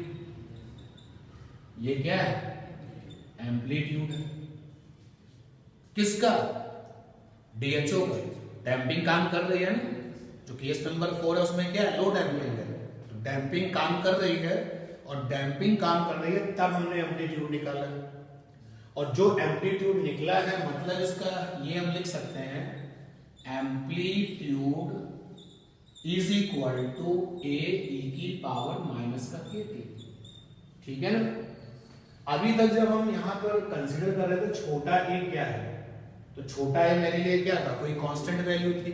लेकिन अब हमें इस छोटे ए का नाम पता होने वाला है। देखो कैसे। अगर हम टाइम 0 रख दें तो एम्पलीट्यूड की वैल्यू ए आ जाएगी, यानी छोटे ए का नाम क्या हो गया? टाइम 0 पर एम्पलीट्यूड की वैल्यू। ठीक है ना। तो छोटे ए का यहां पर नाम क्या है भाई? छोटे ए का नाम है, स्मॉल ए का नाम है, स्मॉल ए को कहना पड़ेगा, स्मॉल ए है एम्पलीट्यूड एट टाइम t बराबर 0। ठीक है। अच्छा, ये जो राइट हैंड साइड में लिखा हुआ है एम्पलीट्यूड, इसको कोई नोटेशन दे दे। क्या नोटेशन दे सकते हैं? ए स्टार दे देते हैं, क्योंकि कैपिटल ए हम इस पूरे डिस्कशन में ले चुके हैं, स्मॉल ए आ चुका है, तो ए स्टार दे दिया। तो ए स्टार बराबर हो गया ए ई की पावर माइनस के टी। देखो इस ए का नाम है एम्पलीट्यूड एट टाइम टी बराबर 0, और इस ए स्टार का नाम क्या होगा? Amplitude at time t. भाई यहां पे टाइम रखोगे 2 सेकंड तो ए स्टार मिल जाएगा, जब टाइम रखोगे 6 सेकंड तो ए स्टार मिल जाएगा। तो ए स्टार को क्या कहना चाहिए? Amplitude at time t. तो यहां पर हमने ए स्टार को नाम दे दिया, ये एम्पलीट्यूड है एट टाइम टी। ठीक है, नाउ चेक द सिचुएशन। यहां जो एम्पलीट्यूड है वो कांस्टेंट नहीं है, वो समय के साथ क्या कर रहा है, डिक्रीज कर रहा है। और कैसे डिक्रीज कर रहा है, एक्सपोनेंशियली। और डैम्पिंग हार्मोनिक ऑसिलेटर यही तो कहता था कि डैम्पिंग हार्मोनिक ऑसिलेटर एक ऐसा एग्जाम्पल है जिसमें एम्पलीट्यूड समय के साथ क्या होता है, डिक्रीज करता है। यानी कि ए स्टार की वैल्यू टाइम के साथ क्या करेगी, डिक्रीज करेगी। यानी कि ये किसको सपोर्ट करने वाली बात है, डैम्प्ड हार्मोनिक ऑसिलेटर को सपोर्ट करने वाली बात है। तो एक्चुअली जो तुम्हारा डैम्प्ड हार्मोनिक ऑसिलेटर है वो कौन से केस में है, केस नंबर 4 में। अच्छा, अगर हम ग्राफ बनाएं टाइम के साथ और ए स्टार के बीच, अब जब हम ग्राफ बनाते हैं तो देखो टाइम 0 पर ए स्टार की वैल्यू ए आएगी, तो यहां पर आ गया ए। टाइम 0 पर जो एम्पलीट्यूड है वो मैक्सिमम एम्पलीट्यूड भी है, क्योंकि उसके बाद तो एम्पलीट्यूड लगातार क्या करेगा, डिक्रीज करेगा। टाइम 0 पर जो एम्पलीट्यूड मैक्सिमम एम्पलीट्यूड है। अब जब हम इसका पूरी की पूरी ग्राफिकल सिचुएशन दिखाते हैं, कुछ इसी तरीके से आती है। ठीक, इसका मतलब अब जो है डैम्पिंग हार्मोनिक ऑसिलेटर की जो डेफिनेशन हमने देखी थी, अब मुझे वो डेफिनेशन का यहां पे लुक दिखाई दे रहा है। बहुत इंपॉर्टेंट है हल्के फुल्के क्वेश्चंस के लिए। सवाल आएगा 5 सेकंड में या 5 सेकंड पर डीएचओ का एम्पलीट्यूड क्या होगा, यहां पे टी की जगह पे क्या लिखोगे, 5। ठीक है, ए आपका क्या है, इनिशियल एम्पलीट्यूड, वो तो मैंने वहां लिखा दिया। अच्छा, एक तो ये टर्म पता हो गया कि ये हमारे जो है डैम्प्ड हार्मोनिक ऑसिलेटर का क्या है, एम्पलीट्यूड है। एम्पलीट्यूड की बातें हो रही है। अच्छा, जब एम्पलीट्यूड की वैल्यू, भाई ए स्टार क्या है, एम्पलीट्यूड, टी समय पर एम्पलीट्यूड। तो अगर एक ऐसा समय सोचा जाए जब एम्पलीट्यूड की वैल्यू इनिशियल वैल्यू की 1/e टाइम्स हो जाए, ध्यान देना, हमने कहा जब ए स्टार बराबर 1/e इंटू ए, तो ए क्या है, इनिशियल एम्पलीट्यूड, टी बराबर 0 पर जो एम्पलीट्यूड उसको क्या कहेंगे, इनिशियल। और ए क्या है, टी समय पर एम्पलीट्यूड। तो जब टी समय पर एम्पलीट्यूड इनिशियल वैल्यू का 1/e हो जाए, तो जब ए स्टार बराबर 1/e इंटू ए, तो जो टाइम होता है उसे मीन लाइफ कहते हैं। हम इसको टाउ से लिखेंगे, मीन लाइफ कहते हैं। चलो निकाल लिया जाए मीन लाइफ कितनी है, देखते हैं। ए स्टार की जगह पर लिखो 1/e इंटू में ए स्टार की जगह पर ए, तो यहां पर ए ही रहेगा, e की पावर -k, और यहां क्या लिखना पड़ेगा, टाउ। क्योंकि अगर ए स्टार की वैल्यू a/e हो गई है तो टाइम का नाम क्या है, मीन लाइफ। और मीन लाइफ को किससे लिखा गया है, टाउ से। तो यहां से a से कैंसिल हो गया, e की पावर -1 इज इक्वल टू हो गया e की पावर -k टाउ। ठीक है, अब बेस अगर बराबर होते हैं, आधार अगर बराबर होते हैं तो पावर क्या हो जाती है, इक्वल। तो यहां से k टाउ बराबर क्या हो गया, 1, यहां से टाउ बराबर क्या हो गया, 1/k। ये मीन लाइफ निकालने का फार्मूला है। ठीक है ना, समझ पा रहे हो बात को, क्लियर है इतनी बात। अच्छा, तो ये वाला जो केस है उसमें हमको डैम्पिंग वाली फीलिंग अब आने लगी, क्योंकि यहां पर जो एम्पलीट्यूड है वो टाइम के साथ चेंज हो रहा है, हम देख पा रहे हैं। और यही तो हम चाहते थे कि एक ऐसा एग्जाम्पल जिसमें कि एम्पलीट्यूड टाइम के साथ क्या हो रहा है, चेंज हो रहा है।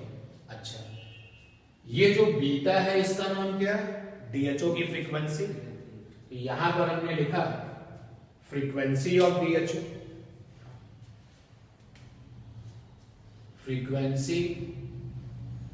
फ्रीक्वेंसी टाइम पीरियड, अपने डीएचओ की फ्रीक्वेंसी भी निकालें और टाइम पीरियड भी निकालें। तो स्मॉल डी के साथ जो होता है उसको हम लोग कहते हैं एंगुलर फ्रीक्वेंसी, ओमेगा से लिखते हैं। तो यहां पर जो एंगुलर फ्रीक्वेंसी है, एंगुलर फ्रीक्वेंसी ऑफ डीएचओ, तो ये है आपकी क्या, बीटा। और देखो जरा बीटा किसके बराबर है, अपनी कॉपी में देखो बीटा हमने कहीं माना था, बीटा किसके बराबर है?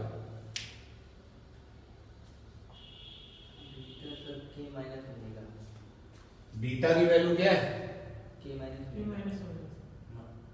अरे सही से देखो सर, आपने माना था sir minus k square minus omega square minus. देखो आप कह रहे हो कि हमने माना था k square minus omega square is equal to क्या था, माइनस का बीटा स्क्वायर।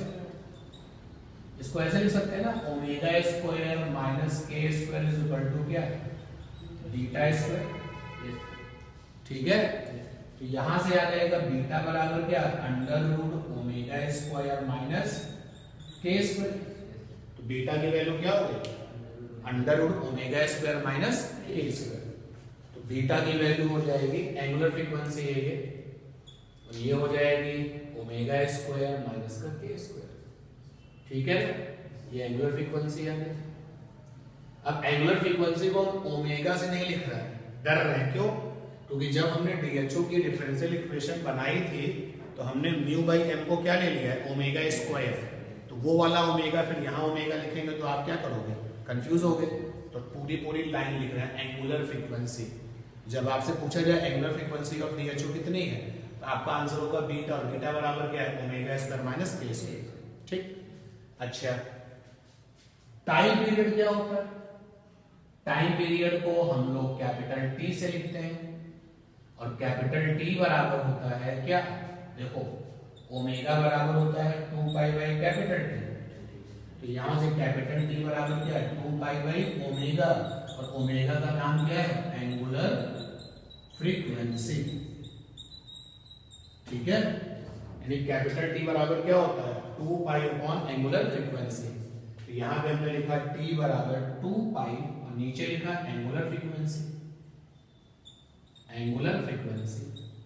क्योंकि हम कुछ इस तरीके की सिचुएशन में पहले जा चुके हैं कि हम यहाँ पर ओमेगा नोटेशन देने से बच रहे हैं। समझ पा रहे हो ना बात को, हटाने की बात है।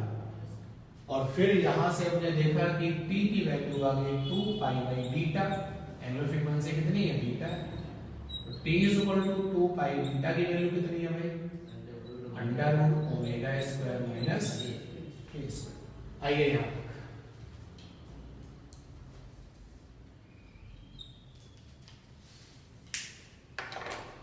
केस नंबर 4 एक ऐसा केस है जो डीएचओ की जो सिचुएशन है उसको फॉलो करता है।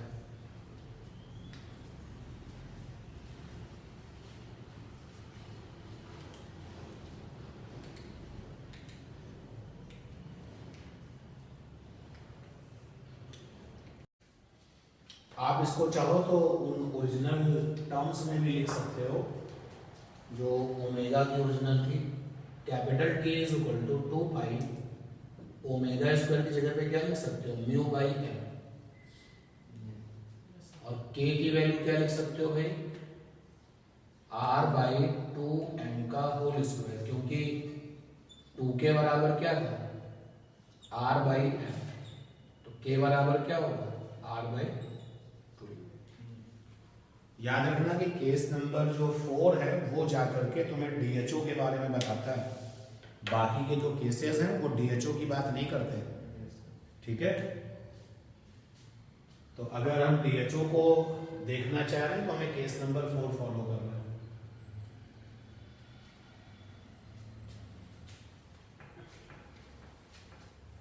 अब एक क्वेश्चन लेते हैं इस पर। 2 ग्राम पार्टिकल है, इलास्टिक फोर्स है 39 पर सेंटीमीटर। क्वेश्चन में मास है 2 ग्राम, और इलास्टिक फोर्स 30 डाइन पर centimetre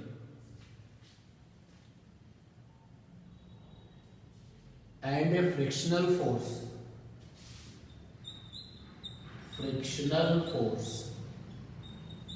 is equal to 5 dyne upon centimeter second inverse. Displacement है 2 centimetre. When displacement is equal to 2 centimeter, then mass small m बराबर 2 ग्राम रिलीज्ड. तो क्वेश्चन में पूछा गया है क्या ये ऑसिलेटरी है या नहीं है. पहला पार्ट है इज इट ऑसिलेटरी मोशन. देखो डैम्पिंग जब हमने पढ़ा तो केस नंबर 1 में वो क्या था, ऑसिलेटरी था, लेकिन डैम्पिंग नहीं थी. केस नंबर 2 में ऑसिलेटरी नहीं था, हैवी डैम्पिंग थी. केस नंबर 3 में भी ऑसिलेटरी नहीं था और डैम्पिंग क्रिटिकल थी. लेकिन केस नंबर 4 में ऑसिलेटरी है और डैम्पिंग है. यानी ऑसिलेटरी के 2 केस है. एक तो वो वाला केस जिसमें डैम्पिंग नहीं है और एक है जिसमें डैम्पिंग है. अब इस क्वेश्चन को देखो, चीजों को समझो. जैसे ये डाइन पर सेंटीमीटर क्या है, तो देखो जो इलास्टिक फोर्स होता है, इलास्टिक फोर्स का मतलब है restoring force.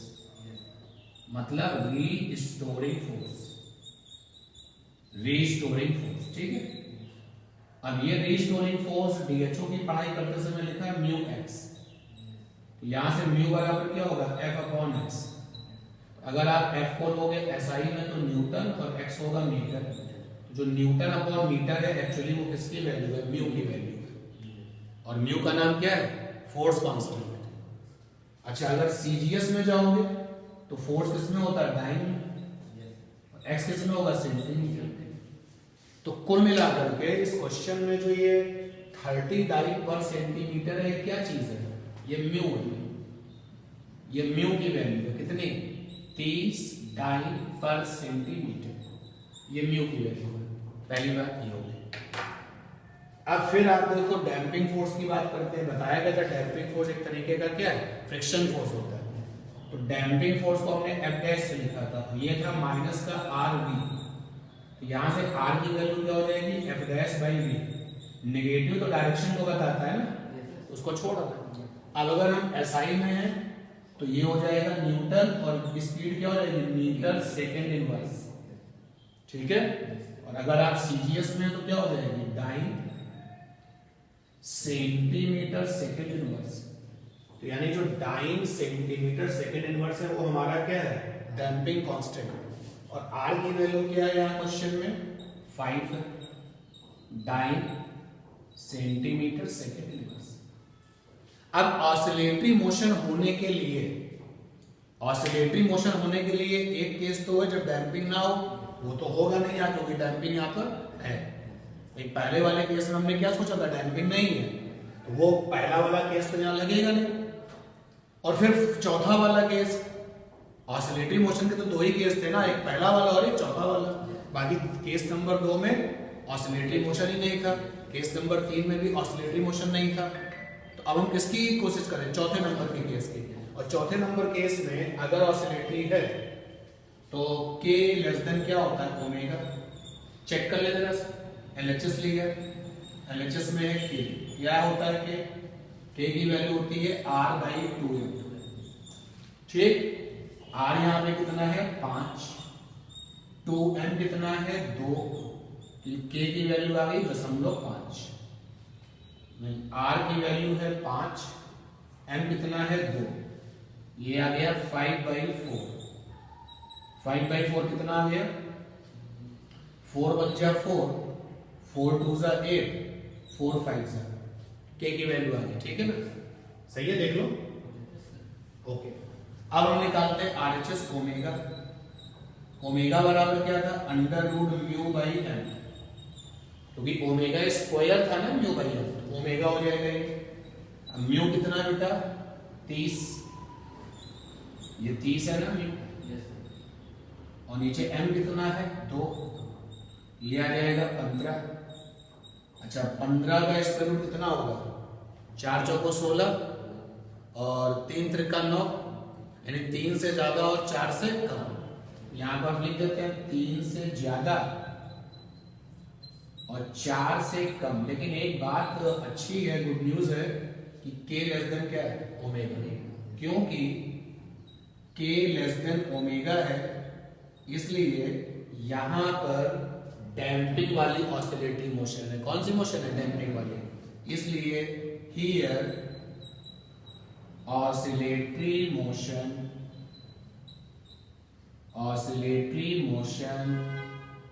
Take place under damping. तो डैम्पिंग को मानते हुए यहां पर ऑसिलेटरी मोशन हो रहा है, ठीक है ना। यानी कौन सा केस चल रहा है, केस नंबर 4। अगले पार्ट में पूछा गया कि क्या ये ऑसिलेटरी है, अगर हाँ तो पीरियड बताइए। If yes then period is equal, period यानी टाइम पीरियड।